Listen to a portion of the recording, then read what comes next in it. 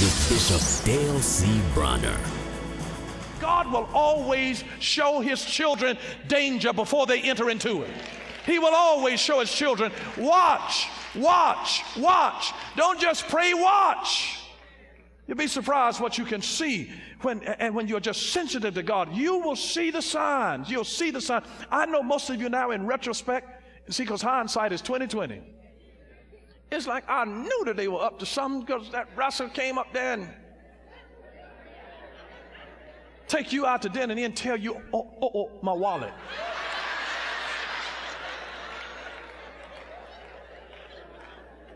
That should have been a sign to you that he was looking for you to be the meal ticket.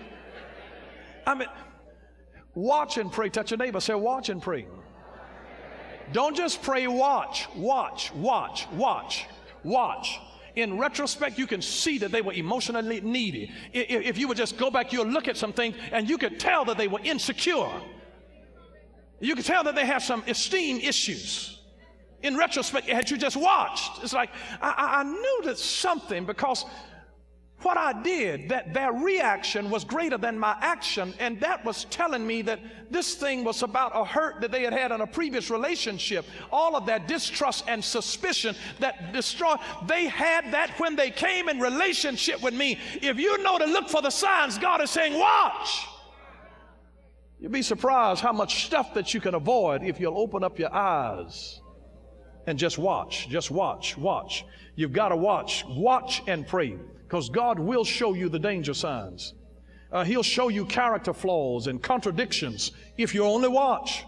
If you only watch, he warns his children of imminent danger, so watch. Whenever you're in a war, you've got to have people watching. So you don't only watch with your eyes, you also watch with the eyes of other people who love you. Are you listening? You have people who love you to watch for you, because your loved ones can see things that you can't see. Your loved ones can see things that you cannot see. You've got to always have people around you who love you, who can watch for you. So don't only watch with your eyes, watch also through the eyes of people who love you. Watch through the eyes of people who love you. When you're in a war, watch what you allow your mind to dwell on. Because remember, the devil's strategy is basically the same. It's what he did in the Garden of Eden. He distracted Eve. Psst. That's what the serpent did with his tongue. Didn't even have a voice, but psst. He just distracted her first. Just distracted her. It's a distraction. Once you learn the devil's tactic, oh, your hair's so pretty, you better watch. It's a distraction. It's a distraction. What's behind that? You better watch. You better watch.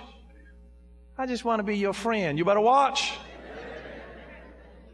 Always distraction, and then there's dislocation. If I get you distracted, I can get you out of place. See, you can't operate limbs properly that have been dislocated. If you ever get your shoulder dislocated, if you dislocate your knee, it doesn't work right. If you get it dislocated, he distracts us. Distraction leads to dislocation.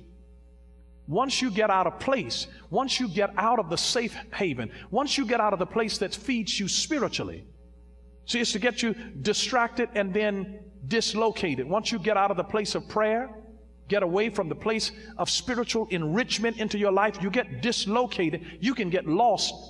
The third stage is deception. He can get you deceived when he pulls you away. People that get brainwashed, they get pulled away from their family. You have to watch things that try to pull you away from your family. Somebody's trying to turn you away from your family. You have to watch that. It's demonic. It's demonic. It's to get you distracted so it can get you dislocated, get you away from them. They have to pull you away from your folks of familiarity who are anchors in your life. Then you become deceived, and deception is the third step, and destruction is step 4. Once they get you deceived, they can get your life destroyed. In that order. It is an order. It is a constant process that the devil has used since the beginning of time. Psst, let me holler at you. You so cute. Where you been all my life? They got some good lines. You all know it. And you hear the lines and you fall for it. I mean, sometimes they're just innocent. I mean, women know them too. Do I know you? Stopping and asking a man for direction. They know where they're going. You turn the GPS off. Excuse me.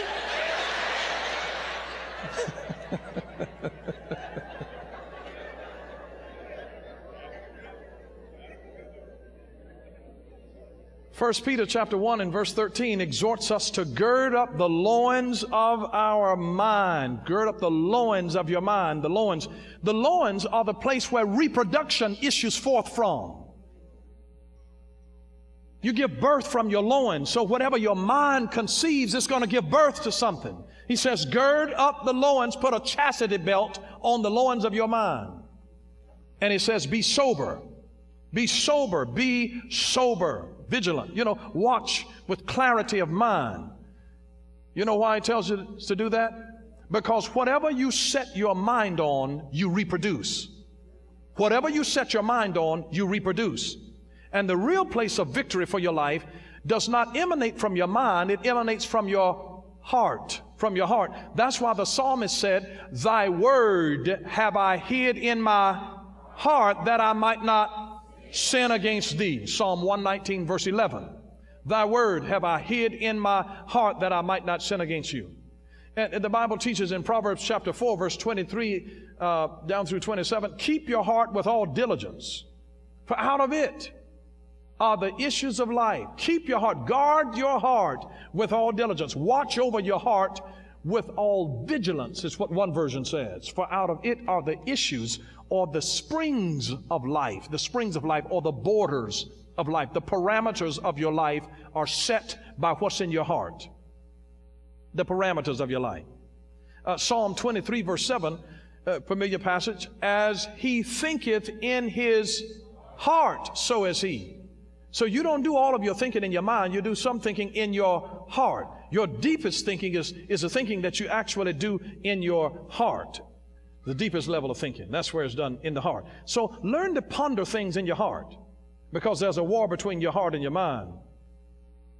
But a sure way to conquer any enemy, as I've mentioned, is to make a friend, make an ally. Now, what do I mean by that? Success and victory and righteousness require discipline. Say discipline. And discipline is neither all head nor all heart, but rather it melds the power of the intellect with the power of intuition, so that the two can work together in unstoppable ways. You want to merge your heart and your mind in order to have the best discipline. It's a work between the heart and the mind. Remember now, we are not to just love God with our heart. You're to love God with your heart, with your mind, with your soul, with your strength. You're to love Him with everything that you have, not just with one dimension of you. Man is a tripartite being of body, soul, and spirit, or heart. So we've got three dimensions. You love God with all of you. Get a vision that is big enough for your heart and your mind to engage in. Get a vision that is big enough for both your heart and your mind. You remember when the boxer Buster Douglas faced an undefeated Mike Tyson and he won? Well, I don't know how many of you were aware of the fact that prior to that fight, just a few weeks before the fight, Buster Douglas' marriage was unraveling. And he was battling alcoholism, and he felt like he had the flu. And then the critics and the sportscasters and the fans were all predicting an easy defeat by Mike Tyson. They said Buster Douglas didn't stand a chance. But in his heart, Douglas said, I'm dedicating this one to the memory of my mom, no matter what it takes. Because his mother had just died. And now a dedication in his heart where he said, Mama, this one is for you. They don't believe in me, and this is not even about what they think about me any longer. But Mama, this one is for you. And he dedicated that fight to his mama. He dedicated it to his mother. And he began the fight in excellent form. And to everybody's amazement, He kept Tyson at bay until the 8th round, when Tyson knocked him down with a bone-jarring uppercut, a right uppercut. And then Douglas struggled back to his feet and kept on fighting. And then in the 10th round, Buster Douglas knocked Mike Tyson flat on his back. And before he realized what was happening, he felt his arms being lifted over his head in victory, and he heard the crowd roaring in their approval of his amazing upset. And weeks later, reporters were still asking him, how in the world did you pick yourself up off of that floor? They said, your ribs must have been broken. And Douglas replied, for my mother, God bless her. His deep feelings for his mother kept him focused throughout the fight. So his mind and his heart came into agreement on the same side. His sense of purpose was so strong that effort became automatic and failure ceased to be an option. You'll be surprised what you can accomplish whenever you get your mind and heart on one accord. There was something about the professional golfer Bobby Jones. He had a long time battle with his own temper. I think it makes the point really, really well, because he had a battle literally with his head and his heart. He had a natural talent the moment that he picked up a golf club at the age of 5 years old. And in 1914, when he was 12 years old, he had already won a number of regional competitions. But however, Jones, they not only called him Bobby Jones, they called him club thrower. As some of them called him, they soon found that his hot temper prevented him from fully developing his very obvious potential, because he often yelled and cursed and handled his clubs violently after making even small mistakes. And when he failed to take home a national amateur title at age 14, many folks wrote him off. And finally, a retired pro named as Grandpa Bart, he took Jones aside and he said, Bobby, you're good enough to win that tournament, but you will never win until you control that temper of yours. He says, you miss a shot and you get upset and then you lose. And even though Jones knew Grandpa Bart was right, 7 years passed before he finally pulled his head and his heart together. And under pressure, he won a major tournament. And years later, Grandpa Bart looked back and said Bobby was 14 years old when he mastered the game of golf, but he was 21 years old before he mastered himself. And so sometimes our war is not between our head and our heart. It is often an internal civil war that is a war that is between facts and feelings, because some people trust their feelings as though they were facts. And sometimes you don't even realize, because the facts that are in your head are battling against the feelings that are in your heart. You know what one lady said, whose name I won't call, but she made this statement. She said, I was quite selfish in the past, only thought about my feelings. And she said, I robbed my children of their father. I just didn't love him anymore, so I left. But now I see that my children lost so much more than I gained. And she said, although I cannot turn back the clock, I can tell time much better. It's interesting, because she was having a battle with her feelings. May I tell you something about feelings? Feelings are irrational. They are changeable. Feelings are capricious.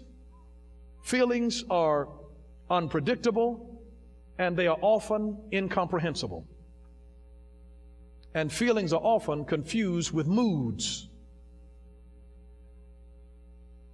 But you see, moods are the product of indigestion. Moods are the product of insufficient sleep.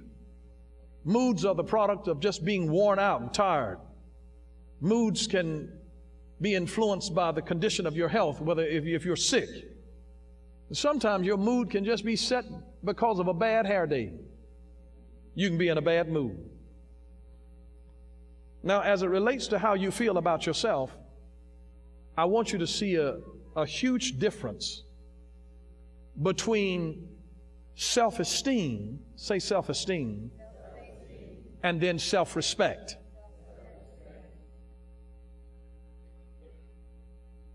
I want to let you know that self-esteem is based on external input.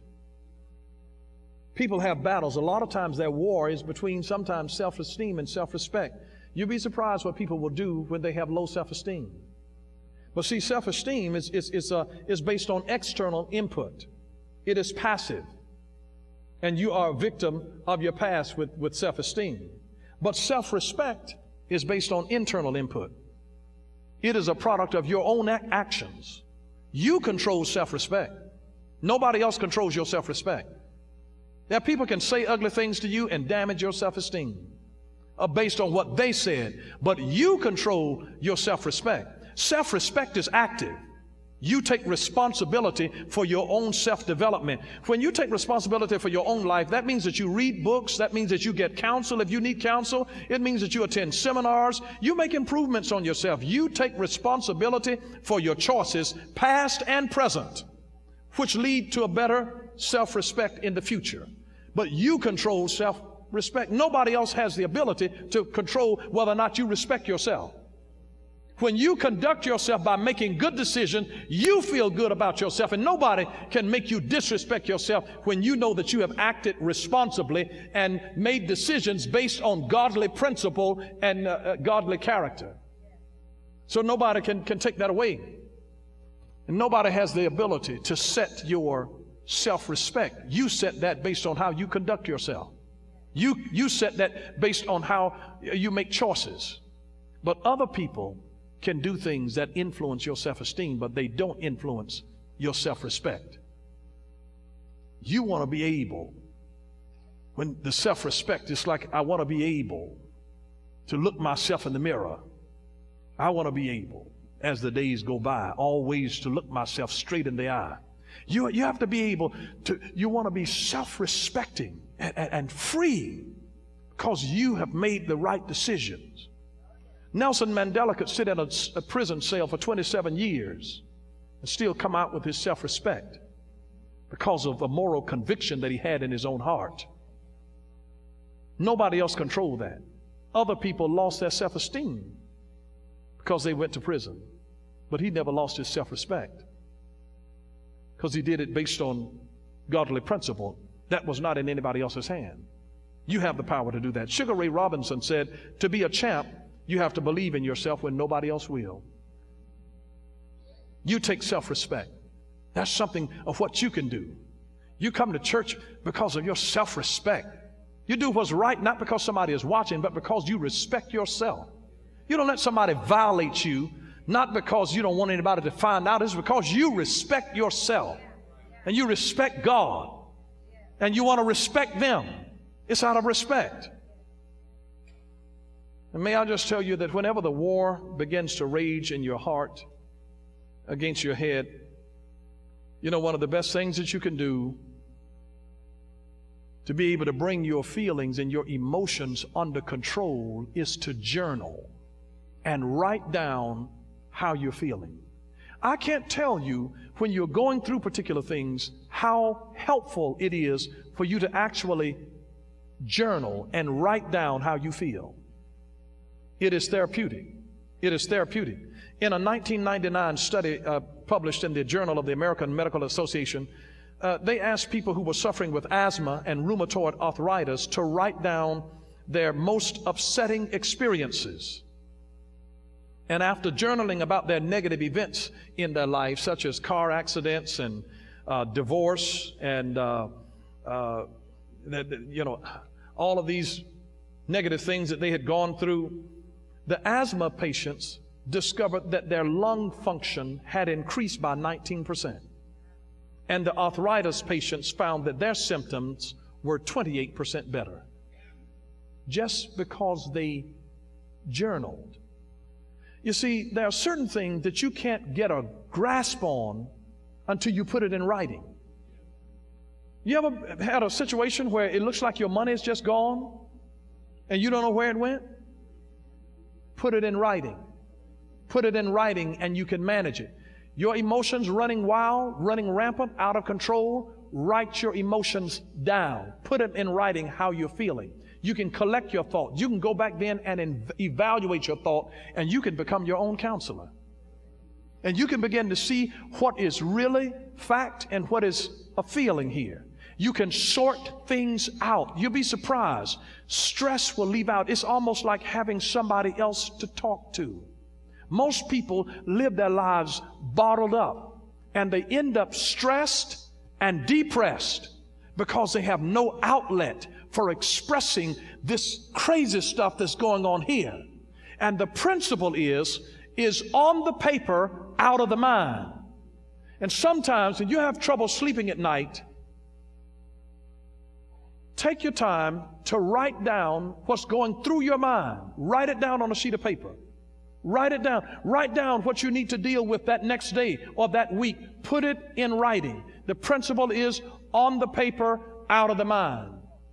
And we go to bed wrestling with things, stresses, burdens, and sometimes things that we can't tell anybody about because we don't want them to become insecure. And we don't want them to know how afraid we are, but just write yourself a note. Journal, get it out. Get it out. Just write it. Just write it. Just write it. You will be surprised how therapeutic it will be. And blood pressure can go down. Stress levels can decrease. Arthritic conditions will improve.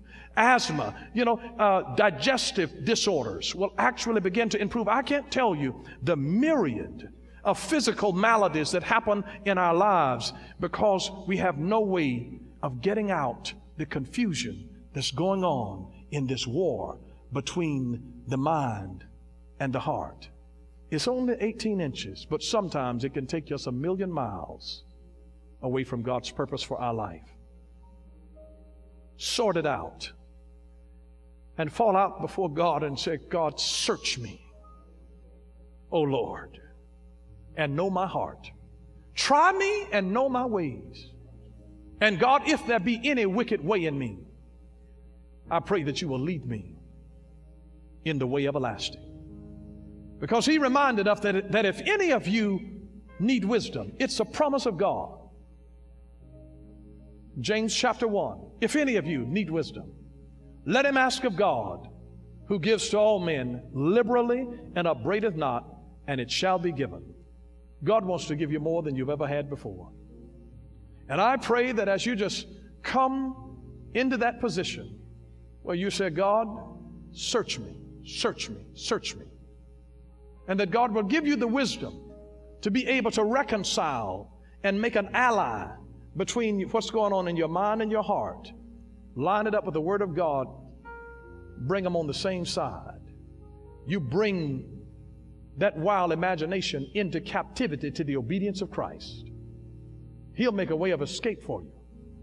And I don't want you to think that Paul was a man who was just defeated because this was an internal war. You notice that he said in verse 24, O wretched man that I am, who will deliver me from this body of death? In verse 25, he tells us, I thank God that through Jesus Christ our Lord, he's the one that delivers me. He said, who's going to deliver? I thank God that through Jesus, he's the one that delivers. He doth deliver, he hath delivered, and he yet shall deliver. So don't think that just because you're in a battle. Yes, many are the afflictions of the righteous, but the Lord delivereth him out of them all. Psalms 34:19. Doesn't mean that you won't have trouble, that you won't deal with battles, but thank God there is a glory part. There's a glory part. Thanks be unto God through Jesus Christ.